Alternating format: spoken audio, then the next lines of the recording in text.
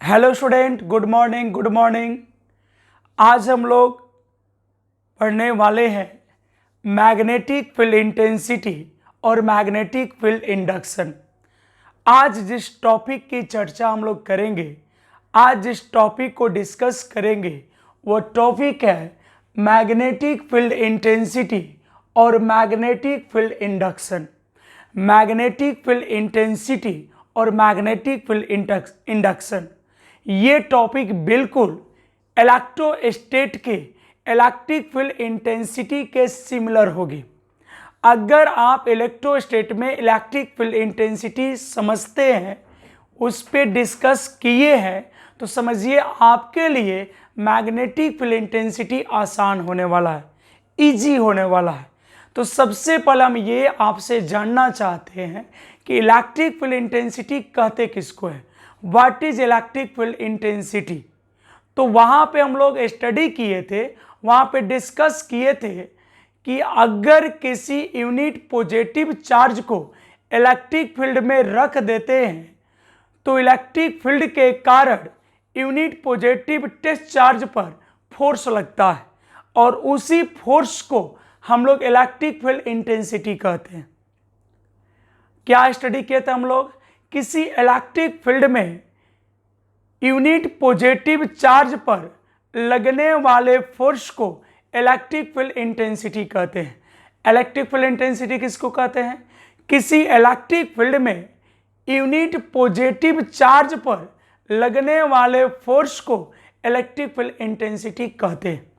मतलब electric field में unit positive charge के द्वारा अनुभव किए गए फोर्स को इलेक्ट्रिक फील्ड इंटेंसिटी कहते हैं। क्या थी definition? The force experience by unit positive charge, the force experience by unit positive charge in electric field is called electric field intensity. तो सेम डेफिनेशन होने वाला है मैग्नेटिक फील्ड इंटेंसिटी का। जहाँ यूनिट पॉजिटिव चार्ज है, इसमें unit north पोल होगा, unit north पोल होगा, क्योंकि पॉजिटिव इसमें कौन होता है? मैग्नेट में दो पोल होते हैं, साउथ पोल और नॉर्थ पोल। तो नॉर्थ पोल के नेचर को हम लोग पॉजिटिव मानते हैं और साउथ पोल के नेचर को नेगेटिव मानते हैं। तो उसमें पॉजिटिव चार्ज था तो इसमें नॉर्थ पोल होगा। तो किसी मैग्नेटिक फील्ड में यूनिट नॉर्थ पोल के द्वारा, किसी मैग्नेटिक फील्ड में यूनिट नॉर्थ पोल के द्वारा एक्सपीरियंस किए गए फोर्स को मैग्नेटिक फील्ड इंटेंसिटी कहते हैं। यानी किसी मैग्नेटिक फील्ड में यूनिट नॉर्थ पोल पर जो फोर्स लगती है, उसी फोर्स को क्या कहते हैं? Magnetic field intensity. The force experience by unit north pole, the force experience by unit north pole in magnetic field is called magnetic field intensity. तो आइए डेफिनेशन को नोट करते हैं। The force experienced by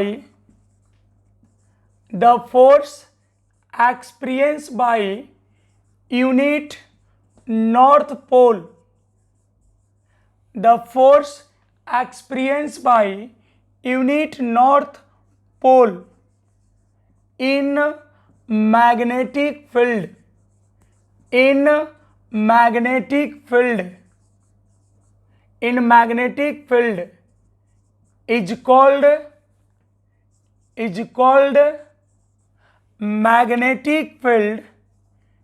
called magnetic field intensity, is called magnetic field intensity और magnetic field induction और magnetic field induction. What is magnetic field intensity? देखिए definition, the force experience by unit north pole in magnetic field. मतलब magnetic field में unit north pole के द्वारा experience किए गए force को क्या कहते हैं हम लोग? मैग्नेटिक फील्ड इंटेंसिटी और मैग्नेटिक फील्ड इंडक्शन। इसको किस लेटर से रिप्रेजेंट करते हैं? It is denoted by capital B vector. Magnetic field intensity को किस लेटर से रिप्रेजेंट करते हैं? कैपिटल बी वेक्टर से। ठीक है, किस लेटर से? कैपिटल बी वेक्टर से। तो मान लेते हैं, लेटस, चूंकि हमको चाहिए यूनिट नॉर्थ पोल पे चाहिए हमको फोर्स। कहाँ पे? मैग्नेटिक फील्ड में। तो मान लेते हैं हम कि एक मैग्नेटिक फील्ड में एक नॉर्थ पोल है और उस पोल का स्ट्रेंथ है स्मॉल m और उस पर टोटल फोर्स कितना लगता है? F लगता है। ठीक है, let's pole strength of north pole is a small m। मान लेते हैं कि एक नॉर्थ पोल का पोल स्ट्रेंथ कितना है? Small m and it is force experienced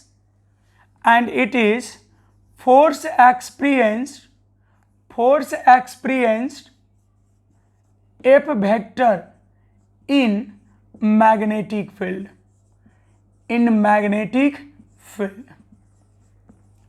ऐसा मान लेते हैं कि एक नॉर्थ पोल की पोल स्ट्रेंथ कितनी है? Small m। लेटस ऐसा मान लेते हैं pole strength of north pole is a small m। हम मान लेते हैं कि एक नॉर्थ पोल की पोल स्ट्रेंथ कितनी है?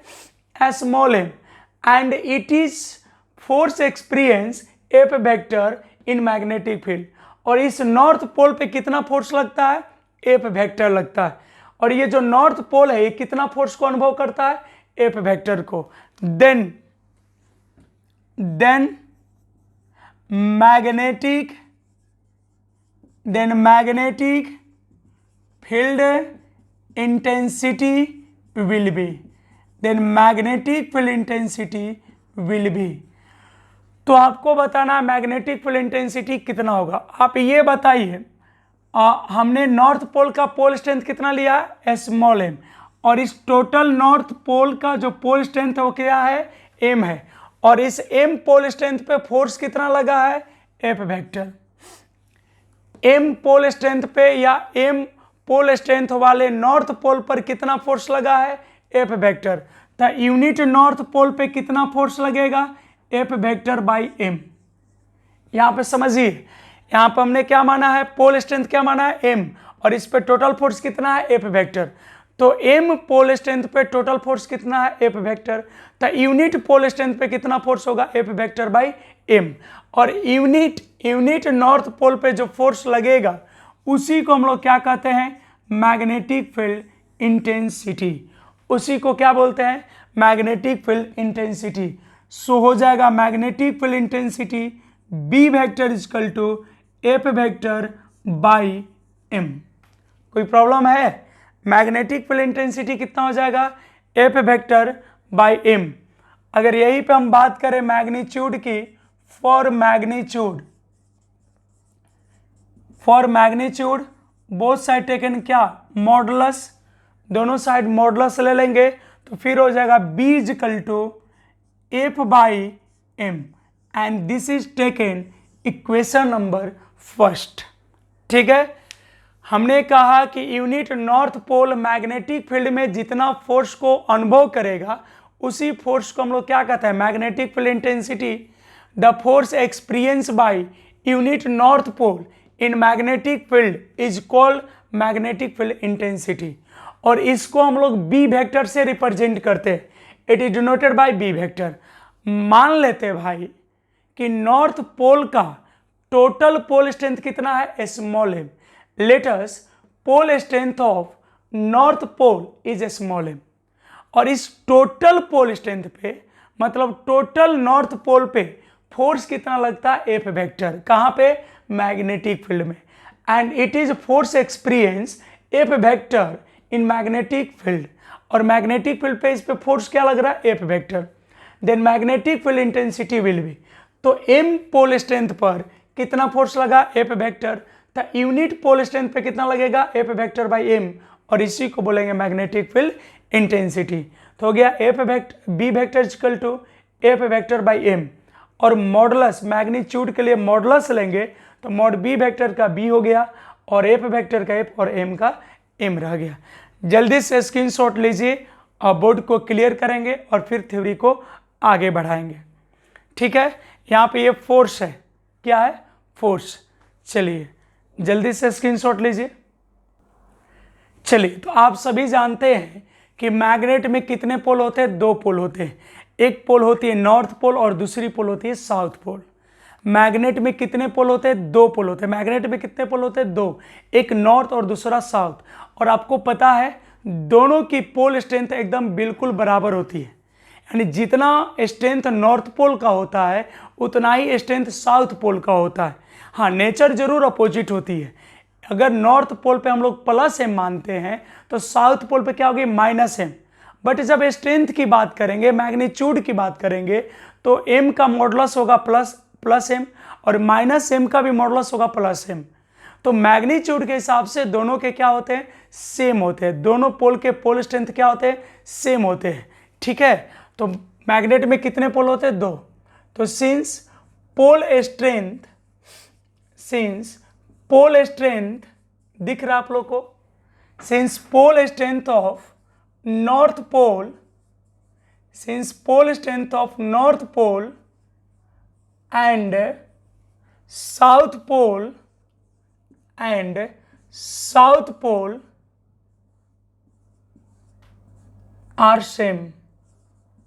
Are same. Pole strength north pole का और साउथ पोल का क्या होता है, सेम होता है।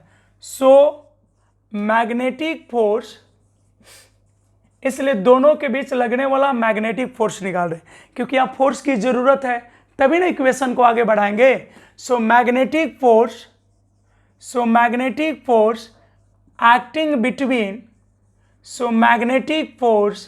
acting between both pole will be, so magnetic force acting between both pole will be। यहाँ पे F क्या है, मैग्नेटिक फोर्स। तो यहाँ पे हमको चाहिए मैग्नेटिक फोर्स का वैल्यू। तो मैग्नेट में कितने पोल होते हैं, दो, और दोनों की पोल स्ट्रेंथ क्या होती है, सेम होती है। जितना नॉर्थ पोल का स्ट्रेंथ होगा उतना ही साउथ पोल का स्ट्रेंथ होगा। तो हमने क्या किया, since pole strength of north pole and south pole are same, so magnetic force acting between both pole will be. तो दोनों पोल के बीच लगने वाला मैग्नेटिक फोर्स होगा। तो आप लोग कूलम्ब्स लॉ पढ़े थे ना, इलेक्ट्रोस्टैट में भी पढ़े थे और मैग्नेट में भी पढ़े थे। तो मैग्नेट में कूलम्ब्स लॉ फोर्स को डिफाइन करता है, और उसकी वैल्यू क्या मिला तो वहां से μ0 by 4 pi m1 into m2 divided by r square, यही मिला था ना। बट यहाँ हम दो पोल की बात करें, नॉर्थ और साउथ, तो जहाँ m1 है वहाँ हम लिख देंगे mn, और जहाँ 2 है वहाँ लिख देंगे s। मतलब ये हो गया pole strength of north pole और ये हो गया pole strength of south pole. एक चीज हम और यहाँ पे बात करेंगे, दोनों पोल की पोल स्ट्रेंथ क्या है, सेम है। Here mn equal to ms, चूंकि दोनों की पोल स्ट्रेंथ क्या है, आर सेम। जितना नॉर्थ पोल का स्ट्रेंथ होता है उतना ही साउथ पोल का भी स्ट्रेंथ होगा। ठीक है, अलग अलग वैल्यू नहीं होगा। अगर कोई भी बार मैग्नेट ले ले हम लोग, तो उसकी जितनी नॉर्थ पोल होगी उतना ही साउथ पोल होगा। दोनों स्ट्रेंथ सेम होता है, तो mn इक्वल टू ms, और मान लेते हैं ये दोनों पोल स्ट्रेंथ क्या है, m है। ठीक है, तो आप बताइए यहाँ पे f का वैल्यू क्या होगा, μ0 बाई 4 पाई, और mn के जगह हो जाएगा m into M divided by r square. तो हम लोग यहाँ पे वैल्यू निकाल लिए किसका, f का, और यहाँ पे इक्वेशन 1 में किसका वैल्यू चाहिए, f का। यहाँ पर f का वैल्यू निकाल लिए, तो इस इक्वेशन 1 में इस f के वैल्यू को पुट कर दे, तो हो जाएगा फ्रॉम इक्वेशन 1, या आप ऐसे भी लिख सकते हैं कि now putting the value of f in equation first. तो बोलिए क्या हो जाएगा, b इक्वल टू, यहाँ पे सबसे पहले वैल्यू किसका लिखेंगे, f का। तो f का वैल्यू क्या है, μ0 by 4 pi m into m by are square, और ये हो गया मेन अपॉन, और उसके बाद क्या है m। तो यहाँ पे ये जो वैल्यू f का है, इसका एक m और यहाँ का m कैंसिल हो जाएगा। तो बोलिए क्या वैल्यू बच गया अब? तो अब वैल्यू बच गई b equal to mu naught by 4 pi. क्या बच गया भाई? देखो यहाँ पे ये m तो एक कैंसिल हो गया, तो b equal to mu naught by 4 pi m upon R square. क्या रह गया? m upon R square. और यही वैल्यू होता है मैग्नेटिक फील्ड इंटेंसिटी का। अगर हम लोग इलेक्ट्रोस्टैट पढ़ते तो इलेक्ट्रिक फील्ड इंटेंसिटी का वैल्यू आता E equal to 1/4 pi epsilon naught Q by are square. तो सिमिलर फॉर्मूला है ना ये इलेक्ट्रोस्टैट में इलेक्ट्रिक फील्ड इंटेंसिटी का होता है और ये मैग्नेट में मैग्नेटिक फील्ड इंटेंसिटी का होता है। अगर यहाँ से हम वेक्टर फॉर्म की ओर जाते, इन वेक्टर फॉर्म,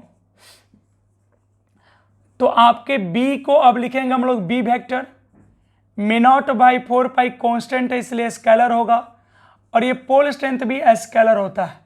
तो अगर हम वेक्टर की ओर जाएंगे तो इस पोजीशन को, इस डिस्टेंस को पोजीशन वेक्टर मान सकते हैं। तो आर स्क्वायर, तो ये तो मैग्नीट्यूड हो गया। और हम लोग यूनिट वेक्टर में पढ़े थे कि अगर डायरेक्शन को रिप्रेजेंट करना हो तो यूनिट वेक्टर का यूज कर सकते हैं। तो यहाँ यूनिट वेक्टर किससे लेंगे? डिस्टेंस से, क्योंकि अगर डिस्टेंस सीधा हो और छोटा हो तो हम लोग उसको डिस्प्लेसमेंट कंसीडर करते हैं। तो यहाँ पर हम क्या ले लेंगे? Unit position vector. ये हमारा क्या हो गया? वेक्टर फॉर्म, जहाँ पे आर कैप क्या है? तो आर कैप जो है इज यूनिट पोजीशन वेक्टर। क्या ये? Unit position vector, unit position vector है। और डायरेक्शन किधर होगी? तो इलेक्ट्रिक फील्ड इंटेंसिटी का डायरेक्शन क्या था? तो उधर ही होगा जिधर फोर्स का डायरेक्शन होगा। तो इसका हो जाएगा सेम एज मैग्नेटिक फोर्स, यानी जो मैग्नेटिक फोर्स की डायरेक्शन होगी वही मैग्नेटिक फील्ड इंटेंसिटी का भी डायरेक्शन होगा। ठीक है, इसको नोट कर लीजिए, आप लोग स्क्रीनशॉट ले सकते हैं। और फिलहाल आज थोड़ी सी प्रॉब्लम है साउंड में, तो आज इतना ही रहने देते हैं, इसको आप नोट कर लीजिएगा। कल हम लोग पढ़ेंगे मैग्नेटिक डाइपोल और मैग्नेटिक डाइपोल मोमेंट अगले क्लास में, और उसके बाद पढ़ेंगे हम लोग मैग्नेटिक डाइपोल के एक्सियल पोजीशन पर मैग्नेटिक फील्ड इंटेंसिटी, जो कि बहुत ही इंपॉर्टेंट और मस्त थ्योरी होने वाला है। तो फिलहाल आज के लिए इतना ही, और अब मिलते हैं आपसे नेक्स्ट डे यानी कल। चलिए, आप सभी को धन्यवाद, इसको नोट कर लीजिएगा।